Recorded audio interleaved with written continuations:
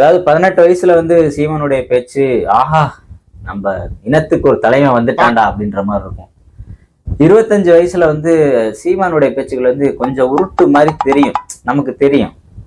28 வயசுல வந்து ஐயையோ ஒரு உருறதெல்லாம் கதை அப்படின்ற உண்மை தெரிஞ்சதுக்கு அப்புறம் நாங்கெல்லாம் வெளியில வந்துட்டோம்.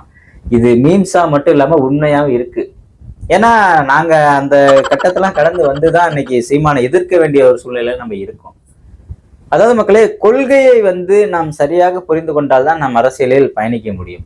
ஒரு நேரத்துக்கு தகுந்தால் போல் கொள்கையை மாற்றிக் கொண்டால் அது அரசியலில் நாம் தாக்கு பிடித்து நிற்க முடியாது.